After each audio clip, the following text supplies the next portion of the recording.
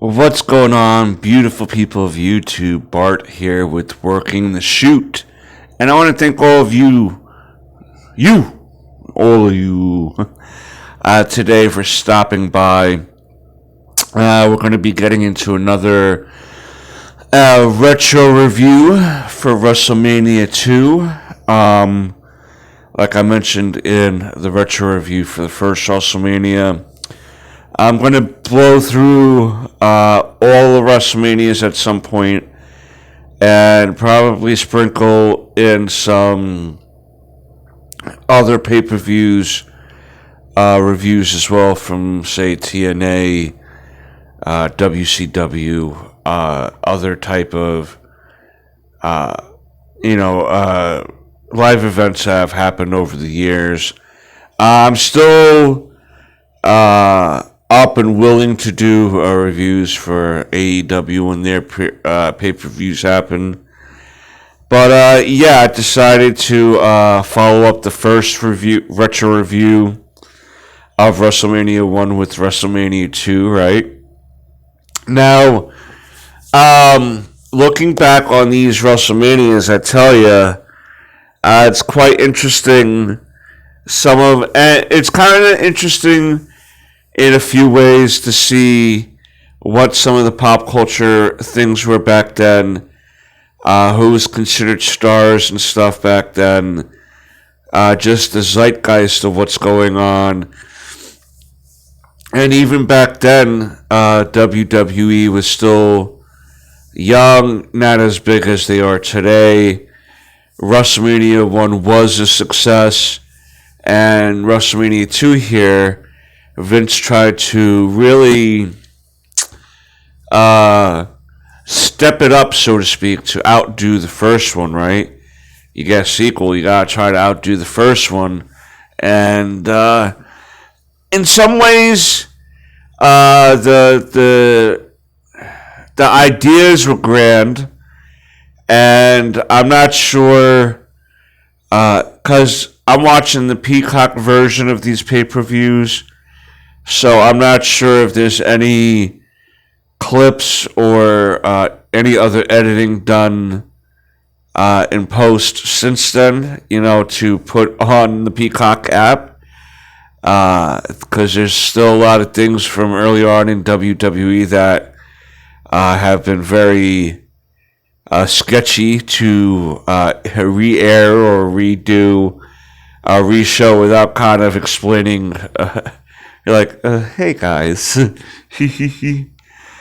So, in this pay-per-view, WrestleMania 2, they filmed in 3 locations. I believe what they did was they simulcasted the other portions of WrestleMania. Like, for instance, if you were in New York and watching this, then you'd be able to see what was going on in Chicago and LA. So I thought that was a great idea. I'm just not sure if they were dealing with any technical issues at that time that took people out. But I'm not a big component of it either, because even though I enjoyed the idea of trying to come from 3 different locations of money, right, to have people come and watch WrestleMania. However, I think that it shortchanged the people in the 3 spots, because you only get to see a few matches out of WrestleMania.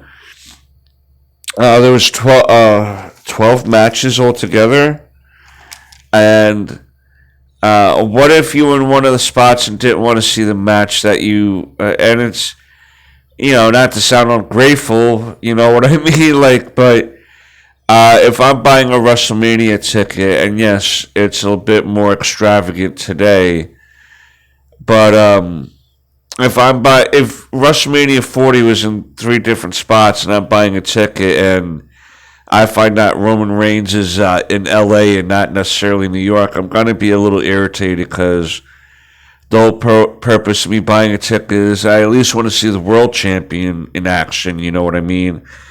So I don't know how the fans reacted at that time, but I know in hindsight, in retrospect, a lot of wrestling fans that review this particular WrestleMania feel like maybe they could have held up on that. Also,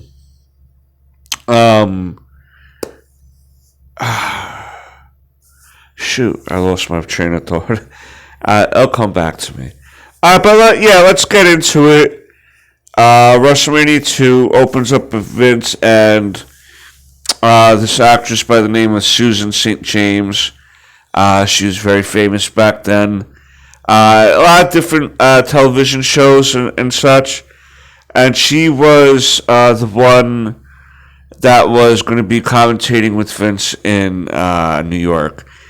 We have Ray Charles doing the national anthem. Beautiful artist as always.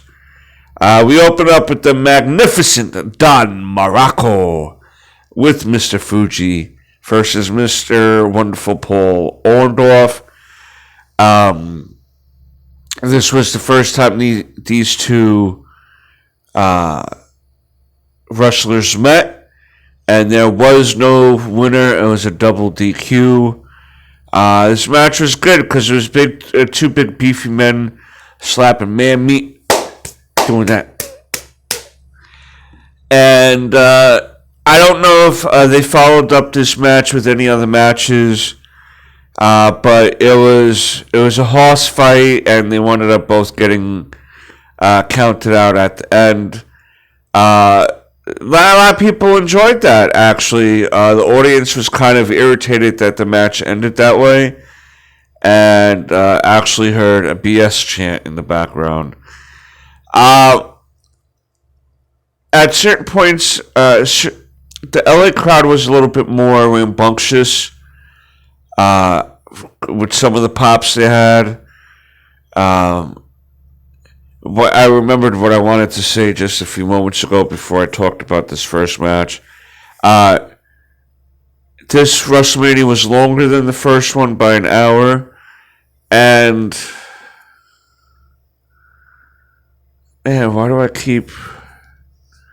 Yeah, it was longer by an hour. And I'm assuming I had more people, more matches. But yeah. Alright, anyway, so no winner out of the Paul Orndorff Don Muraco match. It was a double count out. And people were really not too happy with that particular outcome. The next match was one of my gems for the night. Really sweet story, if you will. Good match. Intercontinental Championship. The Macho Man Randy Savage versus George the Animal Steele. This was a very much Beauty and the Beast type of story with George the Animal Steele having a crush on Miss Elizabeth, as we all did back then. The lady that she is and always will be. And the Macho Man, of course, isn't having any of that, brother. He's going to snap into it. And for an added incentive, they made it for the Intercontinental Championship belt. And possibly for the love of Miss Elizabeth. How progressive. That a woman's love could be won just by simply winning a wrestling match. But I digress. I'm being silly. The Macho Man did wind up winning this match. But, yeah, it was a fun match. George Animal Steele was always a fun wrestler to get into. He was very much, he was like a Baby Huey character. Just a big goofball. Very much aimed for like the kids and family type of character. But unfortunately he came up a little short against the Macho Man Randy Savage.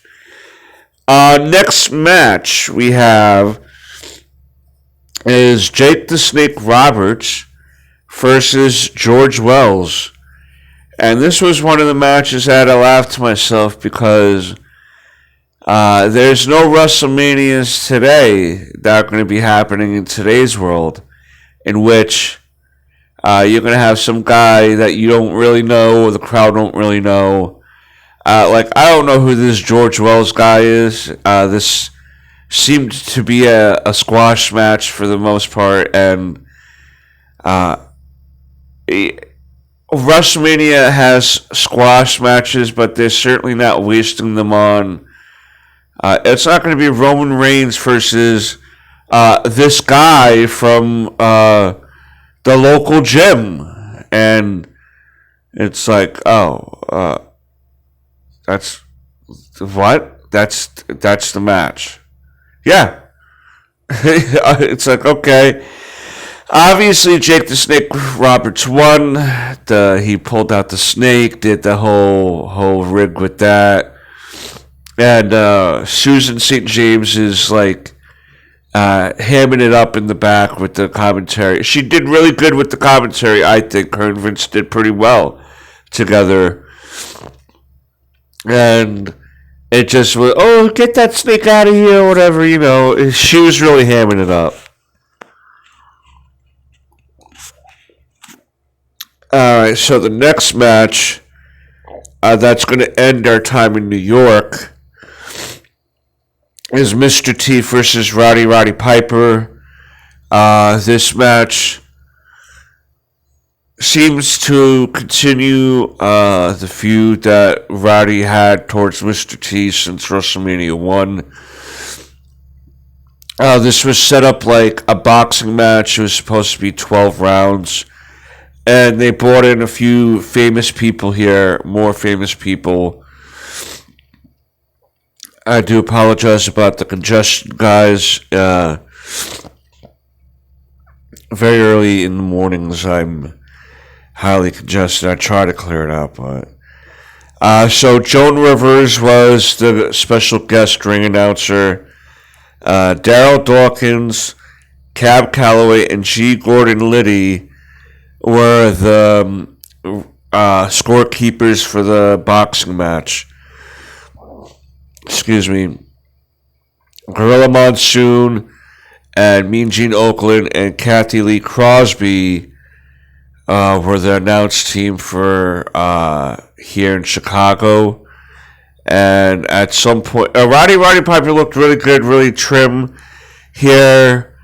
Him and Mr. T went 4 rounds before Rowdy threw a chair and started doing some wrestling moves, and then he just got DQ'd.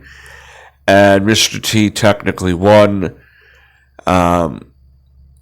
Later on, he was interviewed, Roddy Piper, and was kind of saying some really Roddy Piper stuff towards Mr. T, and it was funny. Just playing it up, yucking it up, like I really won or whatever like that. But it was good. It was good. It looked like they were kind of hitting each other a little bit stiff on occasion. But yeah, Mr. T ended up winning this, and I don't blame Rowdy, the Rowdy one, for maybe holding a grudge with this whole Mr. T thing for a few years, especially never winning the World Heavyweight Championship from Vince. But I digress. Maybe that's a conversation for another day. Match 5. Again, another one of these matches where I'm not sure who half of this match is. Velvet McIntyre versus Fabulous Moolah for the WWF Ladies title. And Fabulous Moolah is the title holder at the time and beats Velvet McIntyre literally in like 2 minutes. Another squash match. 1, 2, 3. Successful defense at WrestleMania for Fabulous Moolah, who's not been so fabulous to people in her life in the personal side. But, yeah, that was pretty much it. Nothing really to add to that particular match. Match number 6 was Nikolai Volkov versus Corporal Kirchner. And again, I'm not sure who Corporal Kirshner is. I don't really remember him growing up. But the winner of this match would get to fly their flag in the ring, for a few minutes. Obviously, Corporal Kirshner is supporting the United States of America. Nikolai Volkov is representing his home country of Russia. Again, back-to-back years, Nikolai Volkov, being the heel he is, asks fellow Americans to shut up and stand for the Russian national anthem. Beautiful touch. Nikolai Volkov, you are one of the greatest heels of all time. And Corporal Kirshner wins the match, getting to fly Old Glory around in the ring for a few minutes and celebrating. Now, I'm not sure if Corporal Kirshner was any other character or had any other real highlight in his career in the WWF, and I'm just missing it. But this might have been his highlight of his career there. But you let me know down below if you are a Corporal Kirshner fan and are aware of his career. Maybe I've just never heard of him like that. A couple more before we head out to LA. 20-man battle royale with Dick Buckus and Two-Tole Jones being involved with commentary and outside enforcement of the Battle Royal. This Battle Royal had a combination of NFL players and the boys of the WWE in the ring. It came down to Bret Hart, Jim the Anvil Neidhart, and Andre the Giant in the ring as the last three survivors. Andre the Giant winds up eliminating both Jim and Bret, being the sole winner of this Battle Royal. That's why we have the Andre the Battle Royal trophy today, is because it stems from this match and his surviving the 20-man Battle Royal. Of course, Andre the Giant is a legend. There's no need to really say much about him other than good showing for everyone involved in this match. Andre gets the win. Makes sense. Who can really topple that 7-foot monster? Not you! Next match is for the tag team titles. I want to see, and this is the main event in Chicago. Greg the Hammer Valentine and Brutus Beefcake this year, not Brutai, versus the British Bulldogs with Captain Lou Albano and Ozzy Osbourne, the top star of this part of WrestleMania in Chicago, supporting the British Bulldogs because they're British together. That's why Ozzy's there, because he's British and the British Bulldogs. Right. And great tag team match. This was, I like tag team wrestling, and this was really the Dynamite Kid and Davey Boy Smith at that time. It was so explosive and great fluidity together that it was phenomenal. One of the better tag team matches to date so far for WrestleMania. The British Bulldogs win the titles, and the only thing I didn't like was Captain Lou, their manager. He was more celebrating because they asked him about managing his 16th team to championships, and he was, celebrating like he actually got to win the tag team titles, and it's like, no, the Bulldogs won, man. Relax, you relax. But I don't know, I just thought it was funny the way he would. Like, they didn't even interview the Bulldogs, really. It was like, Captain Lou, how does it feel to win the tag team titles all by yourself? I thought it was funny, but I'm glad the Bulldogs won. The superior team won out there, and I'm glad that they did. We head out to LA. To my preferred commentary team of the night, Jesse Ventura. Oh, Jesse the Body Ventura. Sorry, Mr. Ventura. Elvira and Lord Alfred Hayes. We're in LA. Elvira looks beautiful as ever, and to hear the Body and Elvira go back and forth on the commentary was really fun. They seemed to have like a real chemistry together, real witty banter with each other, and I again was very surprised by the ladies at this point in time in the WWE that they were able to be given the freedom to be themselves on commentary. Susan St. James, even the Kathy Lee Crosby in Chicago was good, you know what I mean? But Elvira, man, and Jesse were really clicking on this night. It starts off with Hercules Hernandez versus Ricky the Dragon Steamboat. This match reminded me that Ricky the Dragon Steamboat was my first WWE wrestling figure toy and one of my first favorite wrestlers as a youth, and it really flooded back a lot of memories of that. It was the white tights that kind of Ricky the Dragon Steamboat really was my first guy, and I was really into him, and then I grew into loving Macho Man Randy Savage, and some of these. Bobby the Brain Heenan was a great manager, but I digress.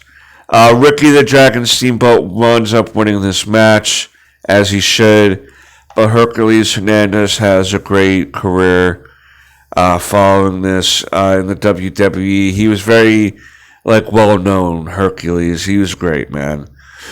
But Ricky comes out with the win, and we now move on to a match that, again, each section of this pay-per-view has a match that I'm just like, okay, I don't know who this person is.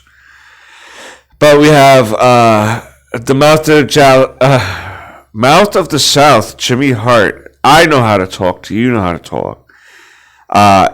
With adorable Adrian Adonis versus Uncle Elmer. Now, Uncle Elmer is a big old country boy, and was the first time I've ever heard of him, ever. And he got such a pop in Los Angeles.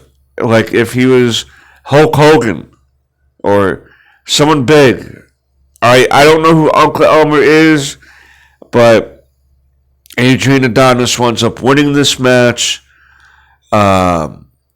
Adrian Adonis is one of those, if you think of Goldust, Adonis is kind of predates that even with the makeup and the certain mannerisms.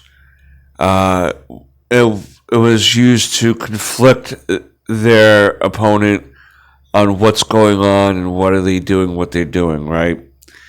And I think it was clever. Adrian Adonis was a well-known wrestler back then, still well-known today. He ended up picking up the win. Second to last match, again, Jimmy Mouth of the South Hart bringing out the Funk Brothers, Terry and Haas, to go against Tito Santana and Junkyard Dog. Terry and Haas Funk wind up winning this match through some cheating means. Junkyard Dog winds up getting hit with the bullhorn. Jimmy Hart carries around without the referee seeing. Terry pins JYD for the 1-2-3. And that match was okay, not as long as I would have liked to see it, but pretty hard hitting. I like Terry Funk.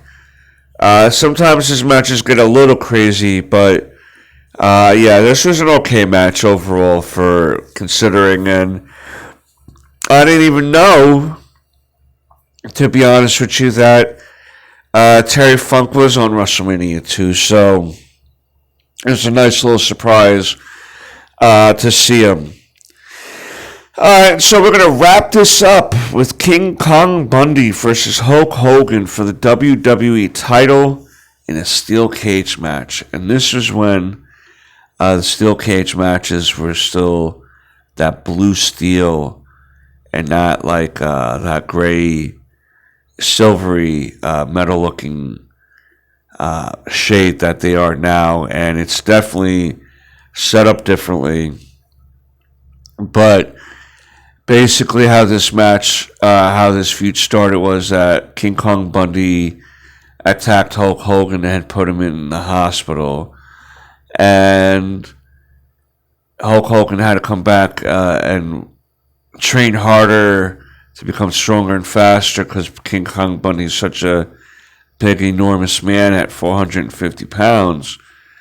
And so Hulk Hogan is very dedicated. Bobby the Brain Heenan is guaranteeing a win. And we get to the match, and Hulk Hogan starts off hot. King Kong Bundy recovers. But ultimately, Hulk Hogan, after slamming King Kong Bundy into the steel cage and getting cut. And at this point, being a wrestling fan, you can clearly see King Kong Bundy blading himself, if you know what to look for. But he winds up getting busted open by the cage. And no matter how much Bobby the Brain Heenan even tried to cheat, he couldn't. And Hulk Hogan winds up escaping the cage, retaining his WWE title, and defeating the man, the monster, the legend known as King Kong Bundy. And that's where we leave this WrestleMania review. I will give this WrestleMania a B-.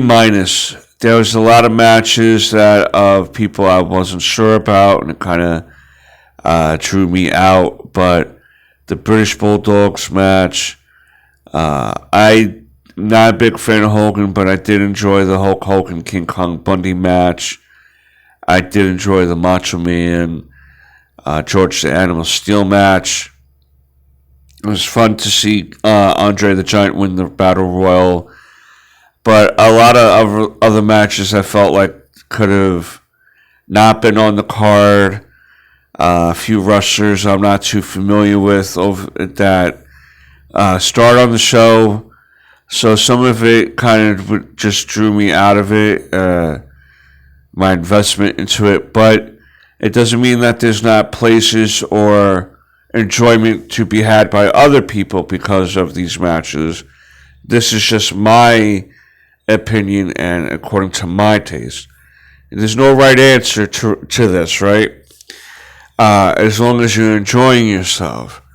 But I did enjoy this WrestleMania. I think that was a little better than the first in some regards. But in other regards, I think the first one pulled it off better. I just wasn't big on the 3 separate locations. Again, I feel like if I was a fan in person, it would kind of irritate me a little bit. I'd want to see all the matches in person. And, yeah, that's kind of one of the more nitpicky gripes for me with it. And certain matches of not really being invested. But you let me know what you feel about WrestleMania down below. I hope that today's the day I've earned that subscription. And until next time, peace, Nookums.